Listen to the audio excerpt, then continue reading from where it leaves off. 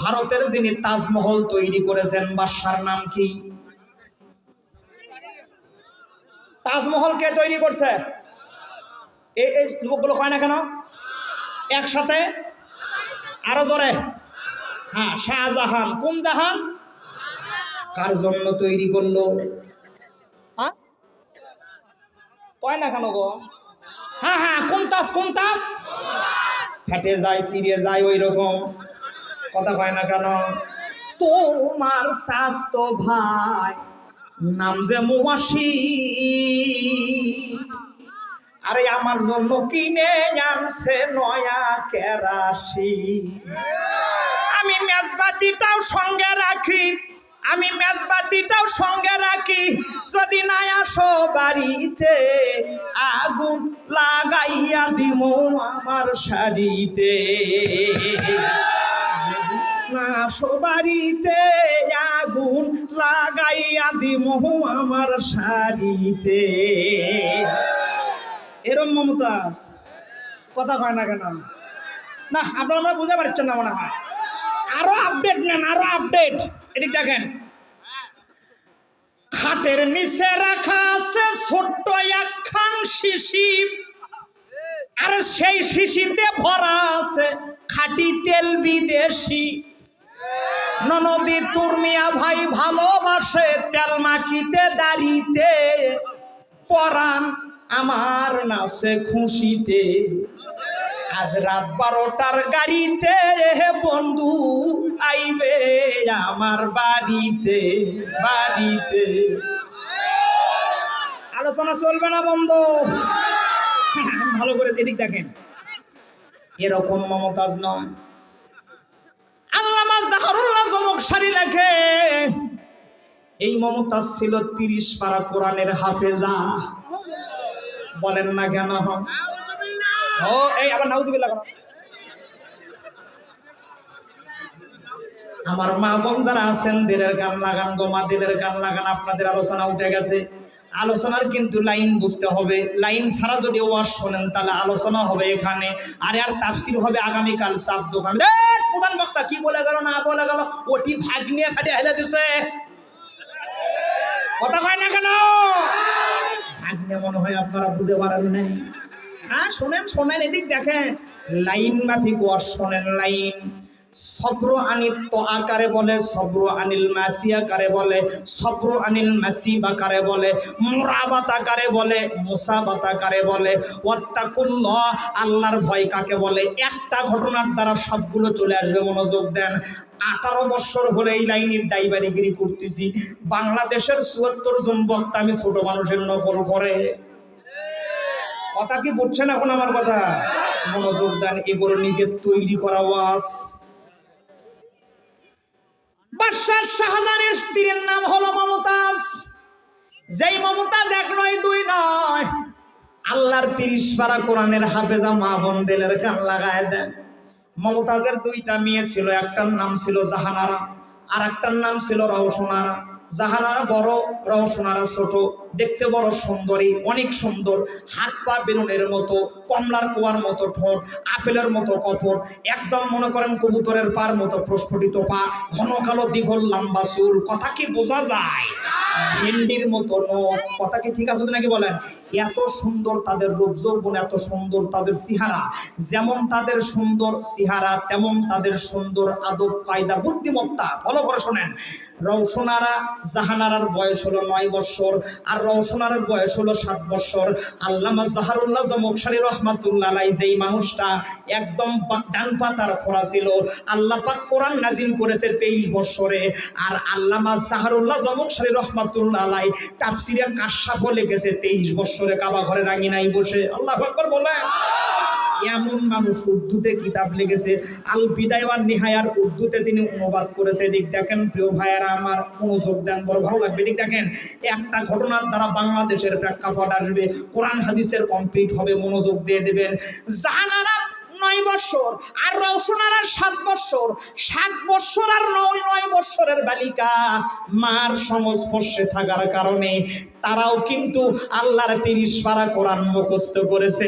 চিৎকার দিয়ে বলেন আল্লাহু আকবার। ওদের বাপ ভালো, যার বেটা ভালো, মাও ভালো তার ঝি, গাই ভালো তার বাছুর ভালো, দুধ ভালো তার ঘি। ভালো জাতের মেয়ে হলে অল্প কথাই বোঝে, আর ভালো জাতের কচু হলে অল্প জালে সিজে। আর এক জাতের কচু দেখো আলের ধারে হয়, 3 দিন ধরে জাল দিলে সিজবের না গিলাই খালি কালো কালো হয়ে চায় থাকে। কথা কি আমার বোঝা যায়? ভালো করে শোনেন। জাহানারার বয়স হলো 21, রওশনারার বয়স হলো 19, 2 বছরকার ডিফারেন্স। একটু খেয়াল করে দেখেন, দুইজনে মেয়েটা বালেগা হয়ে গেল, বয়প্রাপ্ত হয়ে গেল। বয়প্রাপ্ত সন্তান হওয়ার পরে বাবা মার সঙ্গে থাকে না, তারা আলাদা থাকে। মনোযোগ দিয়ে দেন, মিডল পয়েন্টে চলে আসছে আলোচনার প্রিয় ভাইয়েরা আমার। এই দুইটা মেয়ে, আহারে আল্লামা জাহরুল্লাহ জমকশালী লেখে, মমতাজ দৈনিক 2 পারা করে কোরআন তিনি তেলাওয়াত করত তাহাজ্জুদের নামাজের মধ্যে। আল্লাহ রাসূল বললেন সাল্লু বিল্লাইলি নাসুনিয়াম, নিশিরাতের সেজদা একজন মানুষকে আল্লাহর নিকটবর্তী করে দিতে পারে। নিশিরাতের সেজদা মানুষকে জান্নাতে নাম লেখায় দিতে পারে। নিশিরাতের সেজদার মাধ্যমে আল্লাহ পাক তার জীবনটাকে পরিবর্তন করে দিতে পারে। গঙ্গাচড়ার যুবক, যাদের সুন্দর প্রেমিকার দরকার, সুন্দর বিবির দরকার, সরকারি চাকরির দরকার, আধা সরকারি চাকরির দরকার, কার কে মনের আশা, আল্লাহর কোরআন হাতে নিয়ে বললাম গো ভাই, বিশ্বাস করার জন্য আল্লাহর কোরআনটা নিয়ে বললাম, আপনার যত মনের চাহিদা আপনার বাবার সাধ্য অনুযায়ী আপনাকে পূরণ করে দিতে পারে। আর আল্লাহ যদি দেয় সেটা হলো বিগয়রি হিসাব, যার কোনো হিসাব নাই, যার কোনো অসাধ্য নাই আর সাধ্য নাই। আপনি যদি আল্লাহর কাছে নিশিরাতের মধ্যে 2 রাকাত নামাজ পড়ে যদি বলতে পারেন মাওলা গো, এই জিনিস তো আপনার কাছে অভাব নাই, আমি আপনার বান্দা, আপনি কেন আমাকে দিবেন না? এতটুকু কথা যদি উত্থাপন করেন, গঙ্গাচড়ার যুবক আল্লাহর কোরআন হাতে নিয়ে বলতেছি, আপনার চোখের পানি পড়ার আগেই আল্লাহ পাক আপনার দরখাস্ত মঞ্জুর করে নিবে।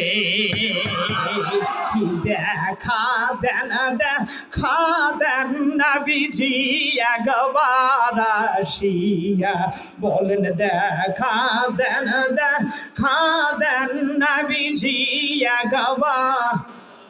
সবাই একটু আমার সাথে বলেন, যুবকদের অন্তরতে মনে করেন প্রেমী ডস খাওয়ার ব্যথা আছে, খালি আমার সাথে বলে দেখেন ব্যথা ক্লিয়ার। এটা আমার নেটে ভাইরাল গজল, আপনারা দেখেন, একটু আমার সাথে গান না। দেখা দেন, দেখা দেন নবীজি একবার, জোরে দেখা দেন, দেখা দেন নবী গো একবার। দয়ার নবী প্রেমীর ছবি, মায়ার নবী প্রেমীর ছবি, কোথায় গেলেন লোকাইয়া?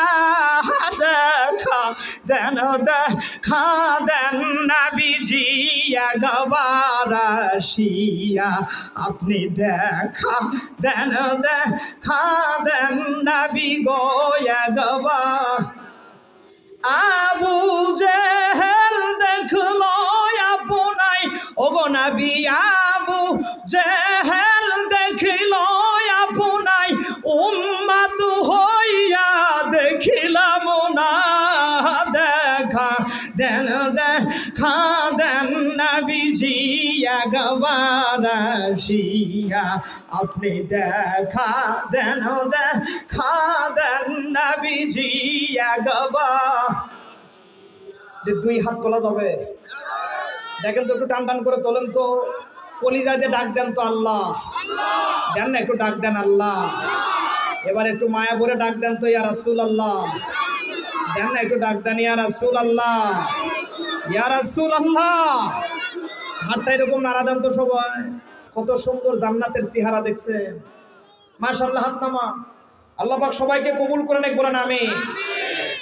এদিক দেখেন, মাও যদি ভালো হয় মেয়ে ভালো হবে, বাপ যদি ভালো হয় ছেলেও ভালো হবে। কথা কি বোঝেন এটা? এদিক দেখেন, মা তাহাজ্জুদ গুজারি মেয়ে, তার মেয়েরাও হলো তাহাজ্জুদ গুজারি। ভালো করে শোনেন। একদিন জাহানারা রাত্রিবেলায় ঘুমায়, ঘুম থেকে জেগে গেছে, তাহাজ্জুদের নামাজ পড়বে। শুনতেছেন আমার কথা? হ্যাঁ। উনি তহরাত অবলম্বন করবে, উজু করার জন্য চলে গেল বা যাবে, এরকম অবস্থা। খাটের উপরে উঠে পড়ছে তিনি, কিন্তু উইন্ডো জানালা দিয়ে একটা আওয়াজ তার কানের মধ্যে আসতেছে। জাহানারা চিন্তা করে কি ব্যাপার, আওয়াজ কিরকম থেকে আসে। জানালা খুলে দেখতেছে ডাকাত দল তার বাবার ঘরের মধ্যে বা রাজপ্রাসাদের মধ্যে প্রবেশ করেছে। জাহানারা চিন্তা করে কি ব্যাপারে এত রাত্রে কেন ডাকাত দল, আর আমার বাবার যেগুলো দামি দামি গয়নাকাটি হীরা মানিক মুক্তার সব তো আমাদের দুই বোনের রুমের মধ্যে গচ্ছিত আছে, সিন্দুকের মধ্যে আছে। তো এই ডাকাত দল যদি রাত্রেবেলায় আমাদের ঘরের মধ্যে প্রবেশ করে সিন্দুক ভেঙে সমস্ত মাল সামানা নেওয়ার পরে যদি লাইট আমাদের চেহারার দিকে পড়ে, আর আমার চেহারা দেখার পরে যদি ডাকাত দল তারা যদি একদম পাগল পাড়া হয়ে যায়, তারা যদি আমার ইজ্জতটা লণ্ঠন করে, তাহলে আল্লাহ আমি দুনিয়াতে মাথা গোজাবো, আমার বাবার নামে কলঙ্ক হবে, আমার নামে কলঙ্ক হবে, নানান রকমের সমস্যা হবে। রব্বুল আলামিন আমি এখন কি করি? ভয়ে আড়ষ্ট হয়ে গেছে মেয়েটা। বুদ্ধিমতী মেয়ে আবার চিন্তাও করতেছে যে না না, আমার যা কিছু হোক না কেন আর যত কিছুই হোক না কেন, আমার উপরওয়ালা একজন আছে, আমার সব কিছু আমি উপরওয়ালার হাতে ন্যস্ত করে দিলাম। ওয়া আলা রাব্বিহিম ইয়াতাওয়াক্কালুন।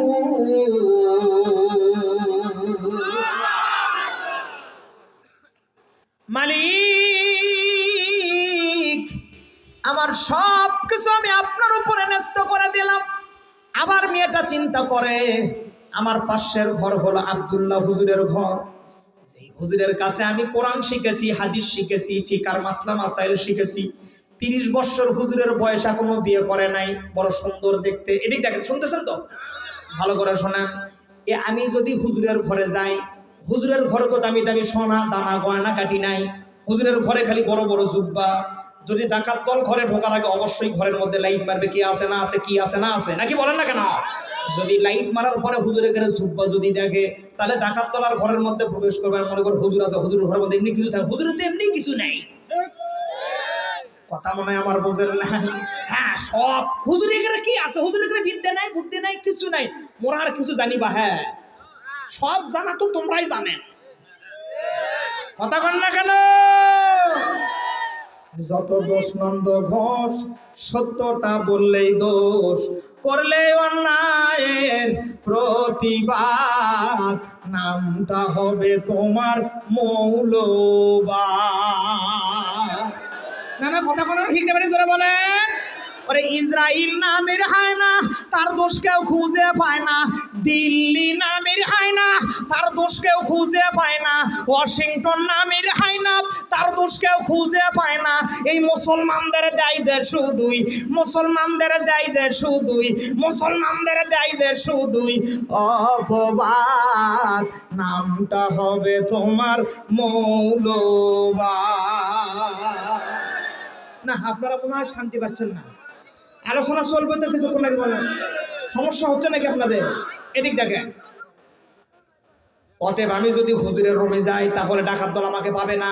বুদ্ধিমতী মেয়ে এদিক দেখেন, আবার চিন্তা করতেছে আমি যখন ঘর থেকে বের হয়ে দৌড় দেবো তখন তো তারা দেখতে পারে। নানান রকমের চিন্তা ভাবনা করতেছে মেয়েটা। আবার চিন্তা করে যে না, আমি সবরের উপরে থাকবো, যা হয় হোক। এরপরে আমি আবার চিন্তা করে মুসাবারা করে ময়দান থেকে পালানো যাবে না, মোরাবাতা করে না না এটা করাই যাবে না, নানান রকমের কিছু। আবার বলতেছে ওয়ালা রাব্বিহিম ইয়াতাওয়াক্কালুন, ওয়াত্তাকুল্লাহ, আমি আল্লাহকে ভয় করি। ভালো করে খেয়াল করেন, অ্যাটেনশন হবেন, এটা একদম আয়াত মিল হয়ে যাবে। এদিক দেখেন, পরিশেষে মেয়েটা কিং কর্তব্য বিমূঢ় হয়ে এক পর্যায়ে হুজুরের ঘরের দিকে দৌড় দিল। গিয়ে দেখে হুজুরের ঘরের দরজাখানা খোলা, ভিতরের মধ্যে প্রবেশ করলো। ঘরের মধ্যে কোনো রকমের কোনো আলো নাই, বড় বাল্ব দেওয়া নাই, একদম হুজুর যে বেডে ঘুমায়, মেয়েটা সেই বেডের উপরে গেল। হাতটা দেওয়ার পরে দেখতেছে বেডে কেউ নাই। কি ব্যাপার, হুজুর নাই কেন, হুজুর গেল কই? নাকি হুজুর তো ভালো না, হুজুরের তো সমস্যা আছে, হুজুরের মহা সমস্যা। ও জায়গায় বোমা মারছে, কে মারছে, হলো হুজুর। ও জায়গায় মারামারি করলো, কে ওটাও করছে, হলো হুজুর। ও জায়গায় চেয়ার ভাঙ্গা ভাঙ্গি করলো, কে তাও করছে হুজুর। ও জায়গায় বিরিয়ানি ছিটে লোকে তাও করেছে, হলো হুজুর। এতদিন রাস্তায় রোডের বদলে বাঁশ দিয়েছে, কে সেটাও দিয়েছে, হলো হুজুর। নিচতলার বালিশ 2 তলায় তুলতে 2 লক্ষ করে টাকার ভাউচার দিয়েছে, কে সেটাও দিয়েছে, হলো হুজুর। রাতের দিনের ভোট রাতে করে খোদাই সুন্নাত এমপি হয়েছে, কে ওটাও হয়েছে, হলো হুজুর। ওয়াজ কি বুঝতেছেন আপনারা? কথা কয় না, ওয়াজ কি বোঝা যাচ্ছে? ভালো করে শোনেন। কি ব্যাপার, হুজুর গেল কই? নাকি হুজুরে ডাকাত দল ভাড়া করে নিয়ে এসে আমার বাবার রাজপ্রাসাদ লুণ্ঠন করে, তাছাড়া হুজুর কই যাবে?